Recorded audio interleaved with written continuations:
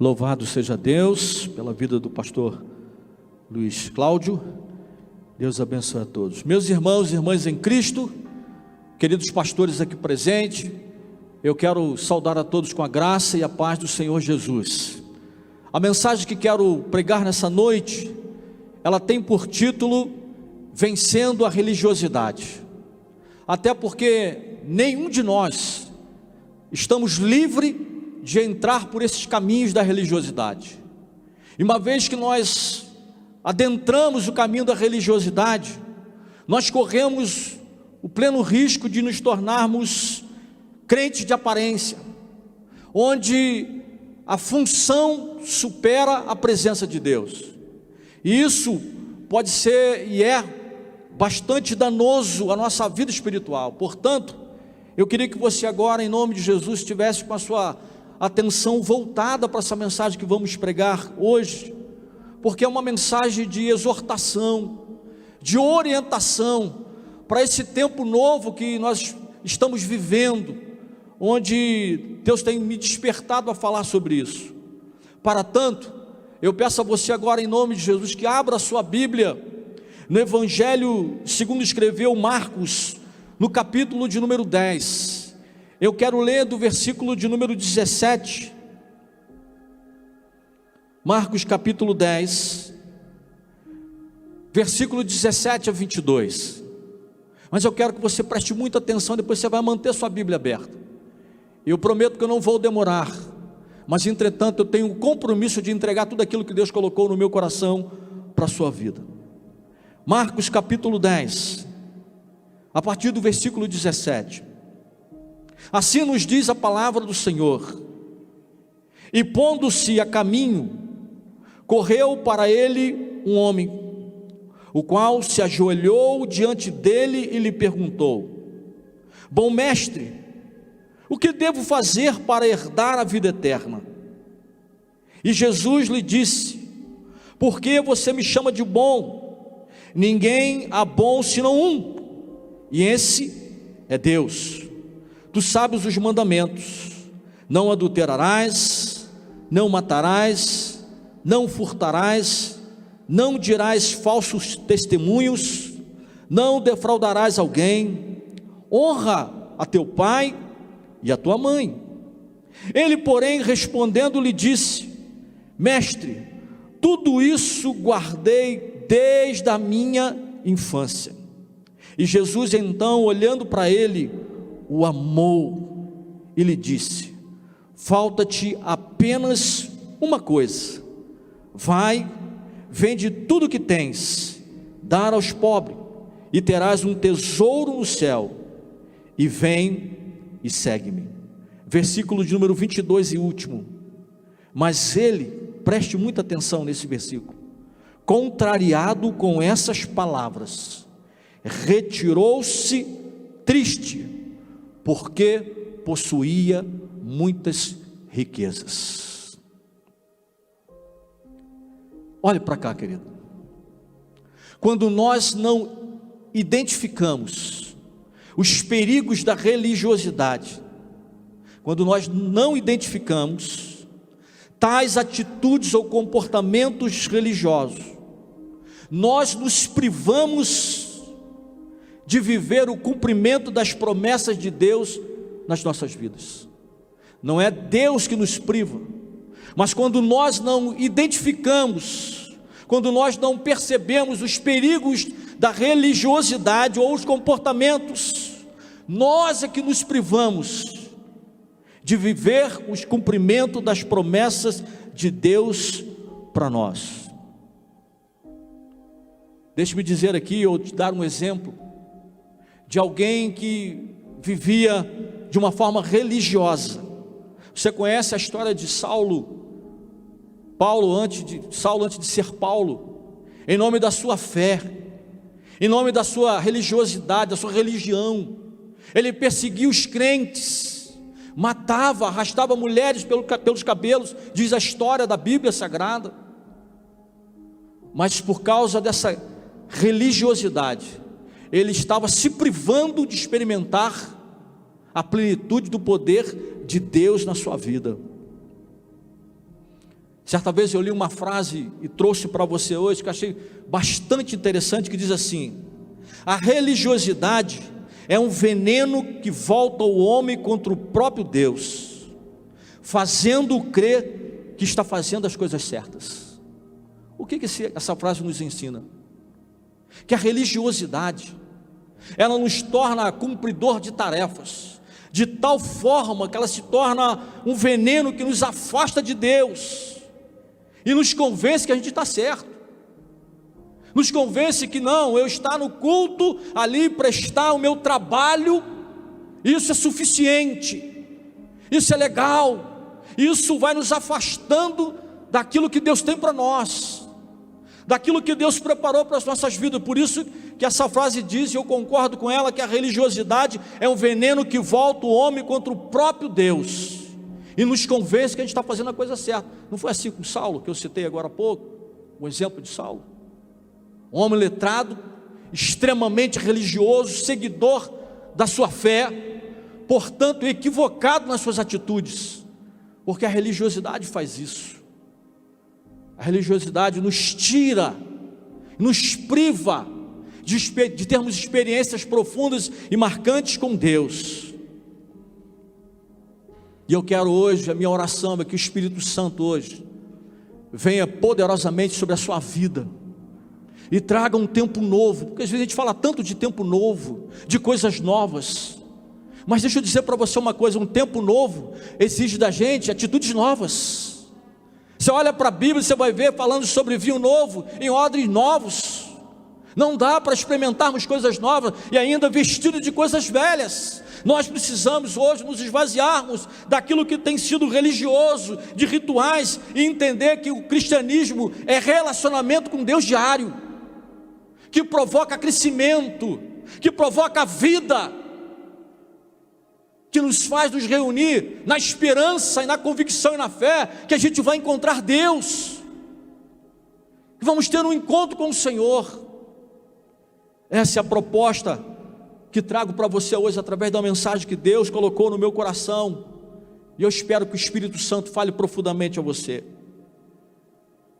O texto que acabamos de ler nos fala sobre o encontro de um moço rico, crente, religioso com o Senhor Jesus.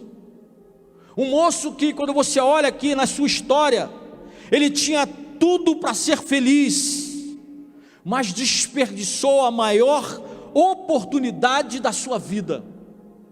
Ele perdeu, abriu mão da sua maior oportunidade. Você olha para as qualidades desse moço, são qualidades preciosas.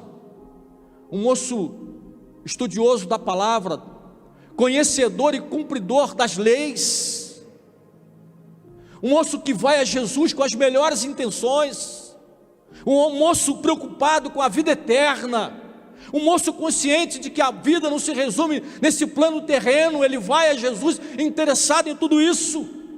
Entretanto, ele vai abrir mão e ele desperdiçou a maior oportunidade da sua vida.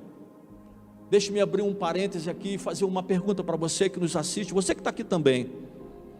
Você conhece alguém assim que já perdeu ou desperdiçou oportunidades que Deus deu? Ou você mesmo, lá atrás, você perdeu a oportunidade que Deus lhe deu? Eu conheço pessoas assim, e eu mesmo já perdi oportunidades por não entender aquilo que Deus tinha para a minha vida. Esse moço perdeu a maior oportunidade da sua vida. A sua preocupação era uma preocupação legítima, a salvação, a vida eterna, mas a sua religiosidade, guarde isso, irmão, e aqui eu começo a pregação, mas a sua religiosidade e o amor às coisas deste mundo fez ele decidir errado. Duas principais razões fizeram esse moço ir a Cristo e voltar para casa da mesma forma que chegou. Por isso que eu digo que a religiosidade é algo preocupante. Por causa da sua religiosidade e seu amor às coisas dessa terra, as coisas deste mundo, ele tomou a decisão errada. Eu costumo dizer que esse moço começou bem e terminou mal. E hoje, o que a gente mais percebe aí, são pessoas que começam bem, mas terminam mal. Pessoas que se entregam completamente, que têm sonhos, projetos, e começam com força, com oração, com graça, mas na caminhada vai perdendo brilho, vai se tornando um religioso, um cumpridor, e se perde no final. Esse moço, ele começou muito bem, mas terminou de forma errada. Pastor, quais os perigos da religiosidade que nos cercam? Como eu posso vencer a religiosidade? Nós precisamos identificar algumas atitudes em nós mesmos, porque, como disse no início da minha introdução da mensagem, nenhum de nós estamos livres de entrarmos pelo caminho da religiosidade e nos privarmos de experimentarmos as bênçãos de Deus, principalmente nós, queridos pastores, porque se nós não tivermos uma vida de oração com o Senhor, nós vamos nos tornar pregadores mecânicos, que vêm aqui com um bom discurso, mas sem vida com Deus. Mas a minha oração é que Deus hoje traga luz sobre nós.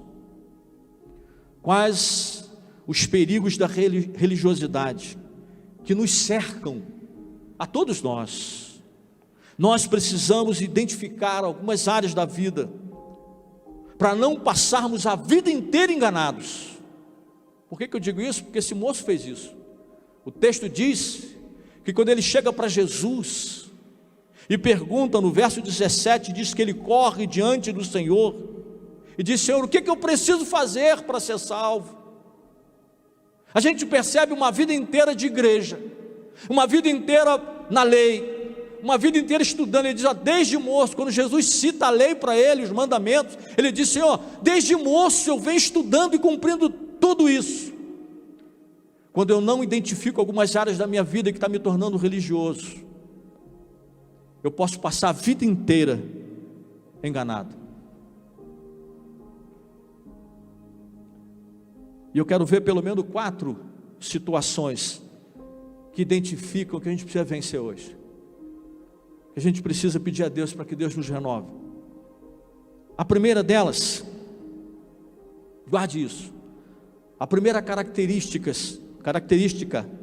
de que estamos entrando pelo caminho da religiosidade é quando estamos perto de Deus. Guarde isso, quando estamos perto de Deus, mas com o coração longe dele. Pastor, isso é possível? Sim, é possível. Deixe-me ler para você o versículo 18 e 19 desse texto, quando Jesus olha para aquele moço e diz assim: por que você está me chamando de bom? Há um só que é bom, e esse é Deus. Aí Jesus vai citar para ele os mandamentos, a lei. Tu sabes os mandamentos, e ele vai citar: não adulterarás, não matarás. Aí eu fico imaginando Jesus falando: não adulterarás, ele, amém. Não matarás, amém. Não furtarás, amém. Não dirás falso testemunho, amém. Você não vai defraudar alguém, honra teu pai e tua mãe. E ele vai dizer amém. E a gente percebe aqui um moço perto de Deus, mas com o coração longe. O jovem mancebo, que a gente está estudando sobre ele, o jovem rico, ele conhecia as leis do Senhor desde muito novo, mas você vai ver na história aqui que em nenhum momento ele conseguiu entender que não é só cumprir leis, que o evangelho, que o poder do evangelho não é obedecer regras, mas é viver pelo reino. Nós corremos o risco de estarmos perto de Deus, mas com o coração longe do Senhor. Alguns sintomas que nós estamos perto de Deus, mas com o coração longe dele. Primeiro, é quando estar num culto, é quando o encontro de oração, mesmo na casa, quando isso não se torna prioridade para mim, quando se torna uma coisa que eu posso fazer depois eu oro. Isso pode ser um sintoma de que você está perto de Deus, mas com o coração longe dele. Esse é o primeiro sintoma que a gente percebe, que eu preciso olhar para a minha vida hoje também. É quando estar com o Senhor não é mais prioridade, quando eu substituo isso por outro momento, quando eu consigo levantar pela manhã e não passar os primeiros minutos depois que me coloquei de pé diante do Senhor e dizer: Senhor, muito obrigado porque o Senhor me guardou, agora abençoe o meu dia, fale comigo. Olhe para cá e responda para você mesmo numa pergunta retórica: qual foi a tua última experiência de oração com o Senhor? O que Deus falou ao seu coração? Porque Deus fala, irmão. O primeiro sintoma é esse: quando os cultos, estar com o Senhor não é mais prioridade. Você quer perceber uma outra característica que nós estamos caminhando para o caminho da religiosidade? Quando o trabalho toma o nosso lugar, ou toma o lugar de Deus. Quando o trabalho toma o lugar de Deus. Que trabalho? Trabalho secular. Lembro-me quando eu era novo convertido, e um dia tinha que vir de manhã para o estudo bíblico, chovia muito, muito, e eu moro lá no bairro São Pedro, lá na Grande Primor, e eu olhei pela manhã, chuva, aquela chuva forte, eu falei: não vou não, está chovendo muito. E aí passou, não vim para o culto da manhã. Isso foi domingo, mas segunda de manhã estava chovendo, a mesma coisa, aquela chuva forte. Eu levantei às 6:30 da manhã para trabalhar, olhei aquela chuva forte, e eu peguei o guarda-chuva e fui para o trabalho. Cheguei lá todo molhado, mas eu estava lá 6:50 dentro do trabalho. E aí sabe o que o Espírito Santo falou no meu coração? Em que lugar que eu estou na sua vida? E aí eu percebi que eu estava sendo um religioso. Não, no domingo eu vou para cumprir, mas quando aquilo que a gente mais ama, o trabalho, está no lugar de Deus, a gente está se tornando um religioso. Porque a Bíblia diz que tudo é dele, os céus, a terra e tudo que existe é dele. Nós somos mordomos do Senhor. Eu poderia passar aqui horas citando alguns sintomas de quando nós estamos longe de Deus, com o coração, estamos perto de Deus e com o coração longe dele. Mas o que Deus tem para nós hoje? Hoje é uma noite que eu proponho, uma noite de restauração. É uma noite que Deus está nos chamando para erguer um altar hoje, e cada um trazer o seu altar pessoal, trazer o seu sacrifício e ofertar a Deus ali, dizer: Senhor, eu estou aqui, e a minha vida eu entrego como sacrifício ao Senhor, porque Deus quer conversa, Deus quer relacionamento, Deus quer nos revelar os seus planos, mas Deus não nos revela aquilo que nós não estamos prontos para ouvir. Você não está pronto, Deus não vai te revelar. E eu quero citar aqui para os irmãos, olha o que está escrito, deixa eu marcar aqui, porque não vai poder projetar. Daniel, livro do profeta Daniel, capítulo 3, no versículo 17, diz assim: os moços estão dizendo ao rei: eis que o nosso Deus, a quem nós servimos, Ele pode nos livrar da fornalha de fogo ardente, e também nos livrará das tuas mãos. Aí, Rafael conseguiu colocar ali, ó. Se o nosso Deus, a quem servimos, quer nos livrarmos, Ele nos livrará da fornalha. Pena que apagou ali. Deixa eu ler na minha versão aqui. E também das tuas mãos. Sabe o que é isso aqui? Esse versículo que citei mostra alguém que não está só perto de Deus, mas está com seu coração em Deus. Aqueles moços iam ser lançados no fogo ardente por cumprir as ordens de Deus, por ser crente numa terra estranha. E quando são chamados, aqueles jovens vão dizer assim: olha, o Deus que eu creio, a quem está confiado o meu coração, eu não estou só perto dele, não, o meu coração está com ele. Meu Deus tem poder para nos livrar dessa fornalha de fogo ardente, mas também das tuas mãos. Isso é ter um coração perto de Deus, não só está perto, mas o coração está com o Senhor. Quando nossos corações estão com o Senhor, as situações ao nosso redor, ao nosso derredor e redor, não determinam se eu sou crente ou não.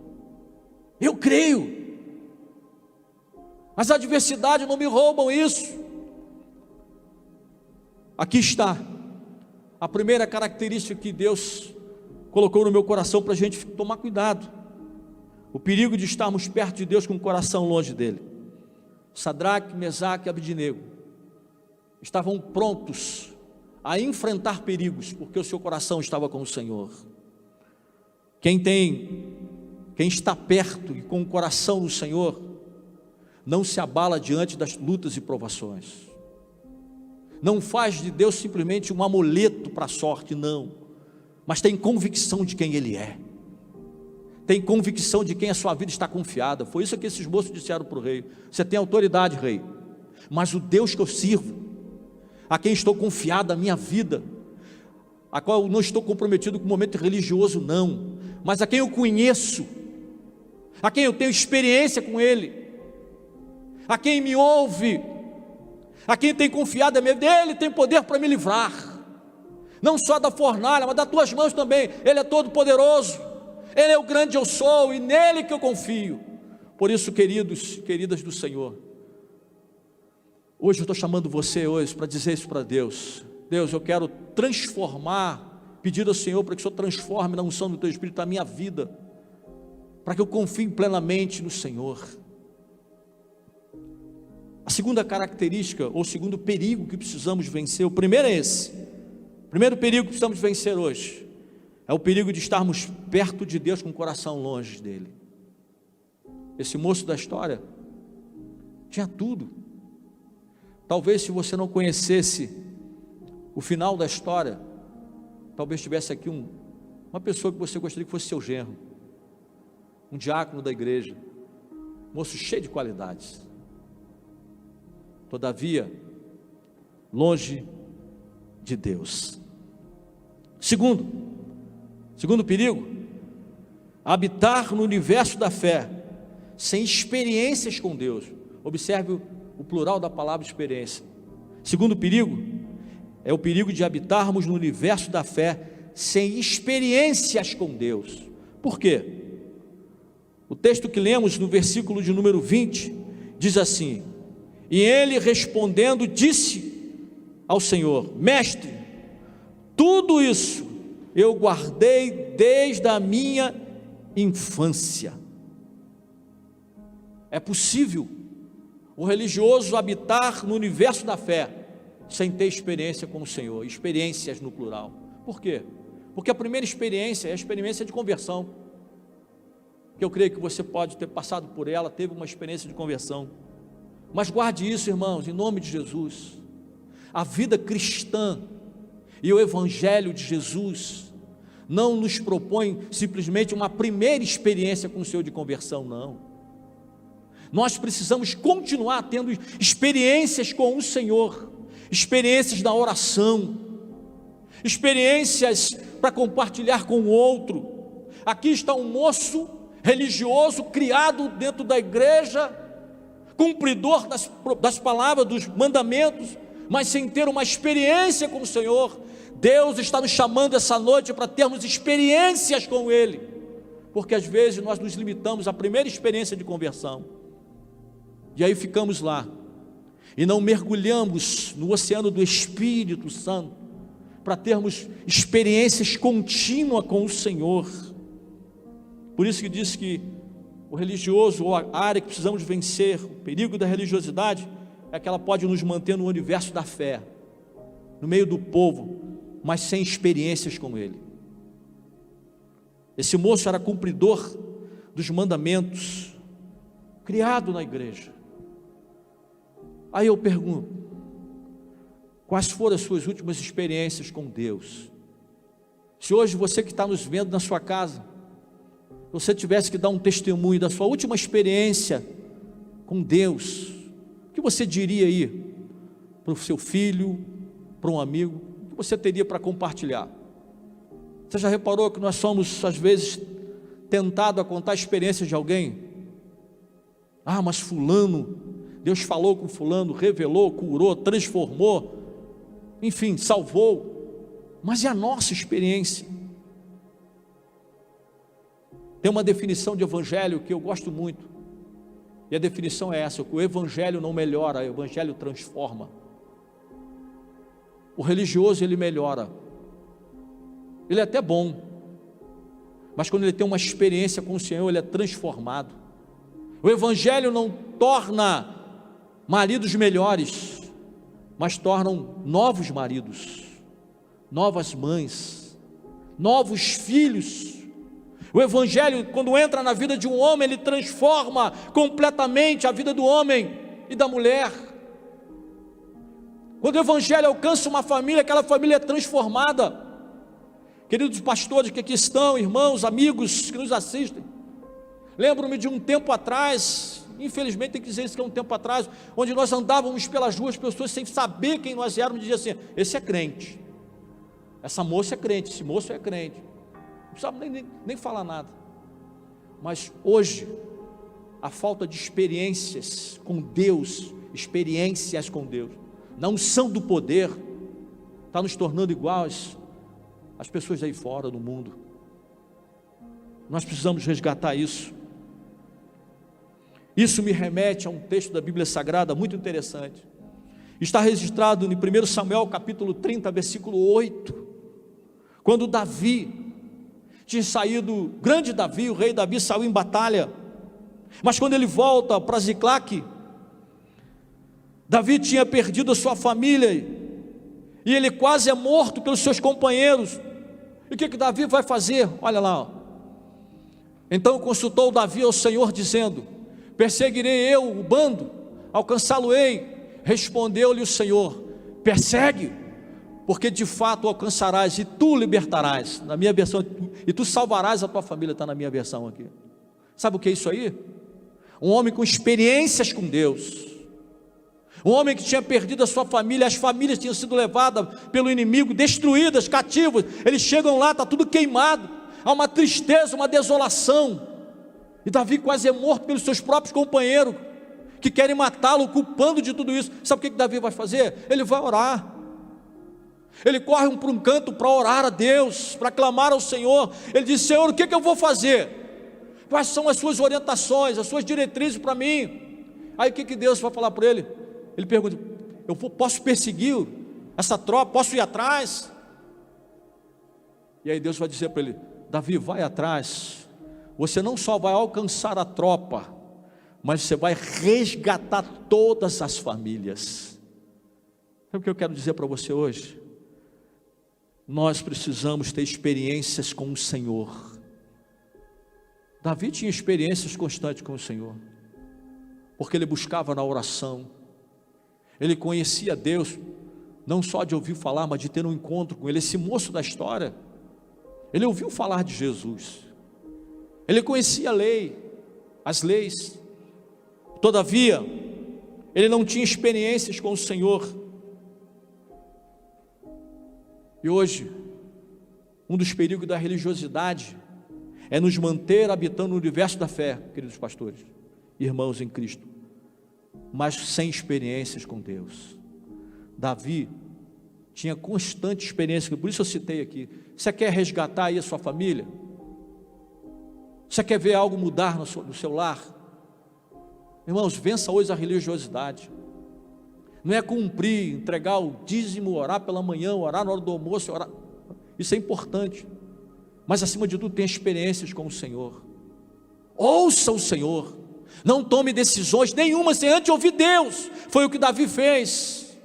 A minha oração hoje é que o Espírito Santo te leve a um nível maior com o Senhor. Jesus vai fazer aqui no final, a gente vai ver aqui, convidando ele para dar um passo maior, convidando aquele moço para sair do meio da multidão e tornar-se um discípulo, um seguidor, e ele vai recuar. Hoje o chamado de Deus para nós, às vezes, é vivermos uma experiência com o Senhor diária, na oração, na visitação, no poder da palavra de Deus. Eu continuo crendo nisso. Eu continuo crendo. Porque quando eu tenho experiências com Deus, eu tenho testemunho para contar. Eu tenho mensagem para contar. Eu quero rapidamente dar um exemplo aqui de uma visita que fui fazer. E quando eu cheguei numa casa muito humilde, irmãos, havia um sofazinho pequeno e sobre o sofá havia uma colcha. E sentou-se uma irmã já da terceira idade. E eu comecei a conversar com ela numa visita e orando. E eu falei: irmã, como é que está a sua vida espiritual? Ela falou: pastor, eu tenho aqui uma experiência para contar para o senhor extraordinária. E era um inverno, estava muito frio. E ela disse que acordou no meio da noite, da madrugada, sozinha, viúva, enrolou-se num cobertor e sentou-se na sala. E quando ela sentou na sala, no seu sofá, o sofá estava rasgado, já estava com a espuma gasta e sentando quase que na madeira. E ela tinha um desejo enorme, um sonho de comprar um sofá novo e não podia. Ela disse: mas que foi a maior experiência que eu tive, pastor. Eu me sentei aqui, enrolei-me no cobertor e orando a Deus. Eu disse assim: Jesus, eu estou aqui sozinha, está muito frio, mas o Senhor pode me aquecer. Mas se o Senhor está aqui comigo, eu vou te fazer um pedido, Jesus. Senta aqui do meu lado, irmãos. E ela me contou, quando ela olhou para o lado, aquele tecido que estava esticado enrugou, como se alguém literalmente tivesse sentado. E ela foi tomada pela presença e a unção do Espírito Santo. São experiências assim que marcam a minha e a sua vida. É isso que nos faz manter de pé, irmãos. Experiências com Deus. E eu saí daquele lugar lá dizendo: Deus, eu preciso disso para a minha vida.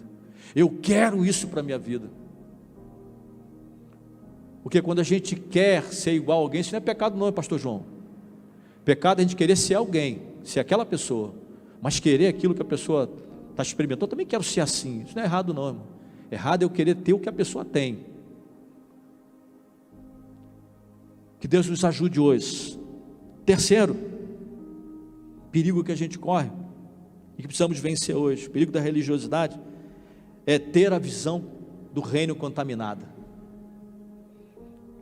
Terceiro perigo que precisamos vencer: ter a visão do reino contaminada. Está na Bíblia. Olha o versículo de número 17, quando diz assim: pondo-se Jesus a caminho, correu para ele um homem, o qual ajoelhou-se diante dele e lhe perguntou: bom mestre, o que eu farei para herdar a vida eterna? Sabe qual é o contexto aqui? Que havia no meio da cultura do povo o seguinte: quem é rico, quem tem muitas posses, é quem está sendo abençoado por Deus. O moço vai chegar a Jesus perguntando: o que eu posso fazer para herdar a vida eterna? Nós não herdamos a vida eterna, nós ganhamos pela graça do Senhor, recebemos pela graça do Senhor. Ele tinha uma visão de reino contaminada, errada. O que eu preciso fazer, foi a pergunta dele: o que eu preciso fazer, Jesus, para ter direito, para herdar a vida eterna? E aqui eu vejo uma coisa: Jesus não viu somente os atos daquele moço, mas também viu o coração daquele moço. Sabe o que o Espírito Santo está fazendo comigo e com você hoje? Ele está olhando para dentro de nós, não só está vendo os nossos atos, as nossas atitudes, mas também o seu coração.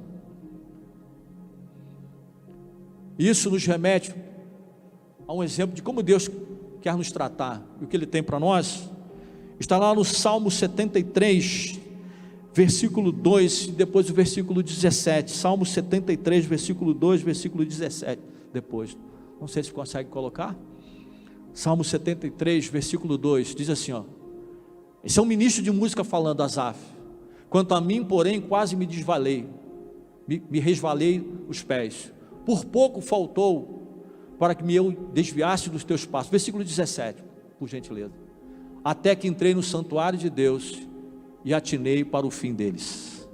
Sabe o que é isso aqui?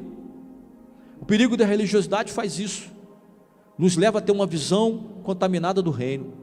Aqui um ministro de música, Asaf, um homem que compôs pelo menos 12 hinos a Deus, 12 canções ao Senhor, adoração a Deus. Por um momento da caminhada da vida, ele começou bem, no meio da caminhada, o que ele faz? Ele perdeu a visão do reino, e ele começa a reclamar com Deus, e ele vai dizer: por muito pouco eu não me desviei do teus caminhos, por muito pouco eu não fracassei, até que eu entrei no templo, no teu santuário, então os meus olhos foram desvendados, e eu percebi a tua glória, e vi o final dos ímpios, porque ele estava querendo ser igual aos outros. Irmãos, Satanás tem tentado semear isso no meio de nós. Se ele nos manter religiosos, cumpridores de tarefas na igreja, a gente deixa de ter experiência com o Senhor, e nos privamos das bênçãos de Deus.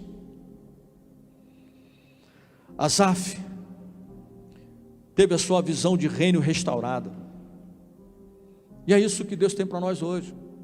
Você quer começar um tempo novo? Então tome uma postura nova, diferenciada com Deus, e então Ele vai fazer cumprir as promessas na sua vida. E Deus está chamando homens e mulheres hoje a se tornarem crentes, eu costumo chamar de crentes sobrenaturais. Por quê? Porque a Bíblia diz que nós não somos guiados por vistas, não, nós somos guiados pela fé e obediência à palavra de Deus. Enquanto todo mundo está olhando para o caos, o crente está olhando para a salvação, que é Cristo. E eu quero terminar dizendo um último perigo que nos cerca, precisamos vencer. Sabe qual é? Quando nós nos tornamos resistentes às mudanças que o Espírito Santo traz. O grande perigo da religiosidade é que o religioso, ele se torna resistente às mudanças que o Espírito Santo está trazendo. Pastor, como é que é isso? Basta você sentar perto de alguém, você sabe. Eu já ouvi muito isso. Que mensagem maravilhosa, pastor. Pena que meu marido não ouviu, pena que ele não está aqui. Mas é porque era com você que Deus queria tratar. Existem mudanças que a gente quer na nossa casa, que não aconteceu isso, porque a mudança tem que acontecer em mim primeiro. E aí nós nos tornamos resistentes ao Espírito Santo. A gente até gosta, acha legal, bonito, que palavra, mas então a gente não deixa a palavra entrar no coração, e quando ela não entra, ela não muda, ela não nos muda. Por isso, quando a gente ouve a palavra, abre o seu coração. A Bíblia diz: examinar e tudo, retém o que é bom. Não fique preocupado com o pregador, mas se preocupe com a pregação. Olhe para a palavra de Deus e não resista às mudanças. Quantas vezes, irmão, sentado aí, aqui no banco, quantas vezes eu tive a vontade de aceitar Jesus de novo? Eu falei: eu preciso aceitar Jesus de novo, estou todo errado, eu preciso recomeçar, eu quero isso, aleluia. Olha o que diz o verso de número 21, preste atenção, irmãos, na grandeza desse verso 21 do capítulo 17, do capítulo 10 de Marcos, diz assim: e Jesus, olhando para aquele moço, o amou. Imagine isso, irmão. Jesus amou aquele moço, Jesus abriu o coração. Olha o que diz o texto: Jesus, olhando, amou-lhe e disse àquele moço: só está te faltando uma coisa. Sabe qual é? Jesus vai dizer para ele: vende tudo que tens, dá aos pobres e terás um tesouro no céu, e depois você vem e se torna um discípulo, vem me seguir, torna um seguidor. Olha o verso seguinte, olha a proposta de Jesus para ele, olha o que ele vai fazer no versículo 22, diz assim: mas ele, contrariado com essa palavra, ficou contrariado, pastores, ficou zangadinho, palavra muito dura para mim, ter que renunciar a algumas coisas, isso eu não quero não, eu queria até mudança, eu quero o reino, eu quero a salvação, eu quero vida eterna, mas abrir mão daquilo que tem sido o meu Deus, entre aspas, a riqueza, o poder, o status, o reconhecimento, isso eu não quero não.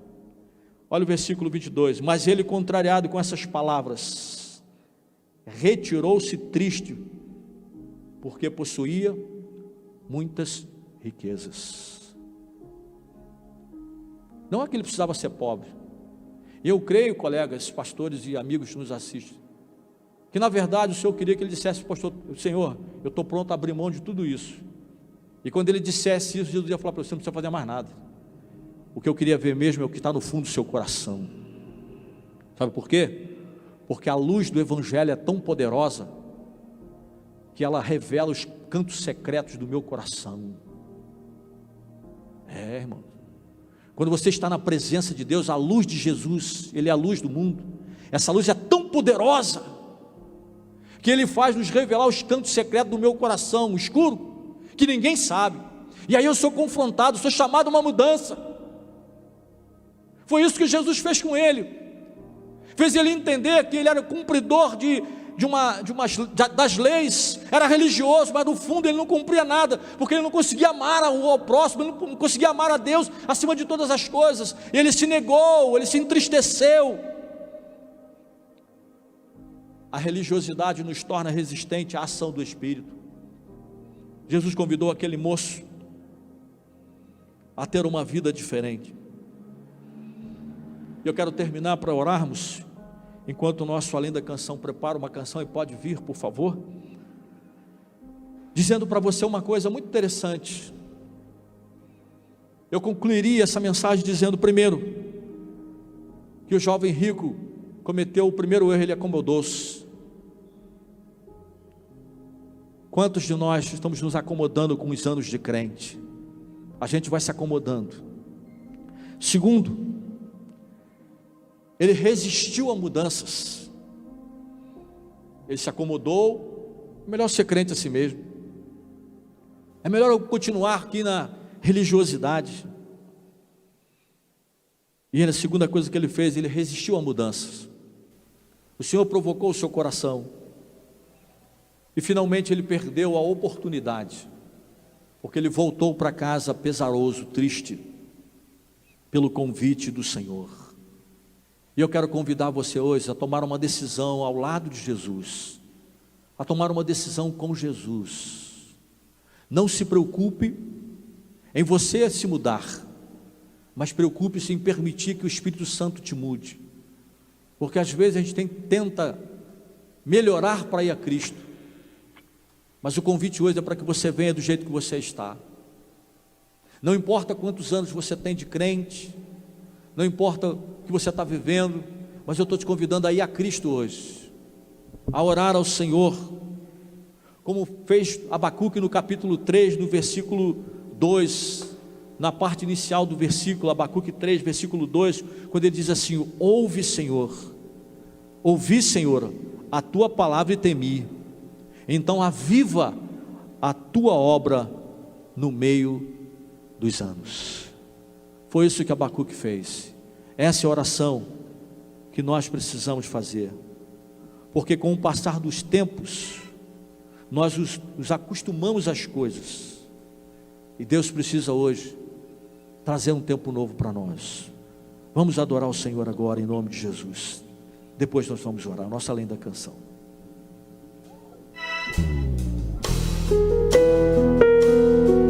Louvado seja o nome do Senhor.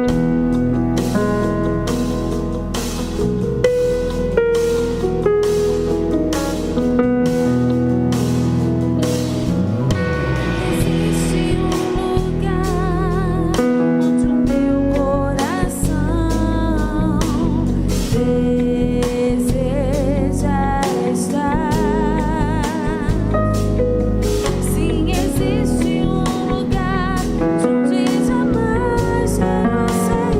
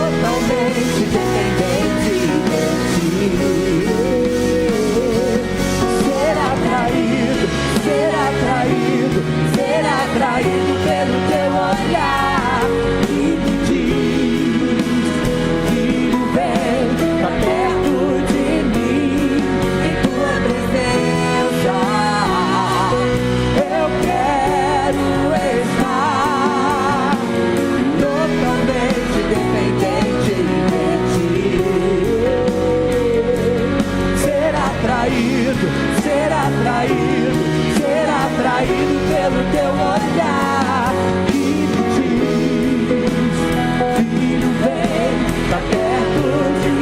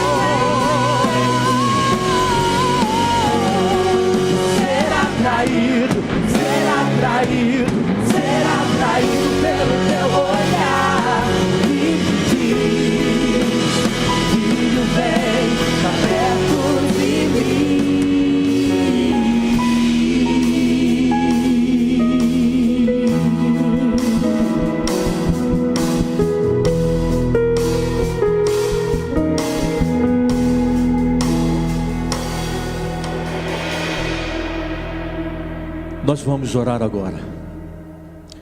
Curva a sua fronte, erga sua voz ao Senhor agora, e vamos juntos orar a Deus, para que Ele derrame do seu poder, para que a gente queira mais da sua presença, termos experiências com o Senhor, um tempo novo se instale na sua vida, na sua casa, na sua família, em nome do Senhor Jesus. Senhor nosso Deus e Pai, em nome de Jesus teu Filho, mais uma vez na tua bendita presença nos colocamos, depois de ouvirmos a tua palavra, e nós queremos fazer da oração de Abacuque, ó Deus, a nossa oração. Ouvi a tua palavra e temi, aviva a tua obra no meio de nós. Por isso, em nome de Jesus, ó Deus, onde houver uma pessoa agora, um crente, um amigo orando, eu te peço em nome do Senhor que tu toque com a tua mão de libertação, batiza no teu fogo e na tua unção agora, Deus, para que tenha, ó Pai querido, experimente o avivamento e mergulhe no teu poder, na unção do teu Espírito, aleluia, e nos livra, ó Deus, de ritos religiosos, porque o Evangelho é muito mais do que isso. O Evangelho é vida, o Evangelho é relacionamento com o Senhor. Pai, em nome de Jesus, por favor, ó Deus, restaura agora, nos capacita e restaura a aliança que quebramos com o Senhor. Eu entrego todos que estão orando agora, Deus, traz a tua paz, traz tua presença, em nome do Senhor Jesus. Liberta em nome do Senhor, passa o teu sangue e purifica de todo o pecado, e santifica pela tua palavra, em nome de Jesus, aleluia. Obrigado por essa noite, obrigado pelas vidas, aqueles que estão entregando-se a Jesus agora, estão rendendo-se a Cristo, recebendo Jesus como Senhor e Salvador. E diferente daquele moço que ouvimos na mensagem, não estão se retirando triste, mas estão aceitando o convite de tornar-se seguidor do Senhor. Eu peço que tu escreva o nome desses no céu, no livro da vida, e sele com o sangue de Jesus. e aqueles crentes que o Senhor está chamando hoje, como colunas de fogo, como homens e mulheres santos de Deus. Pai, reveste de autoridade agora, em nome do Senhor, na sede da Tua palavra, numa vida bonita de experiência, de testemunho para a Tua glória. E abençoe a nossa igreja, abençoe a vida dos irmãos que aqui estão, desde lá do nosso zelador, passando pelo som, o nosso ministério de louvor, os pastores que estão aqui intercedendo, adorando e participando do culto, os que estão em casa, em nome do Senhor. Eu peço a Tua bênção, em nome do Senhor Jesus, e para a glória de Jesus que nós oramos. Amém. Amém, queridos.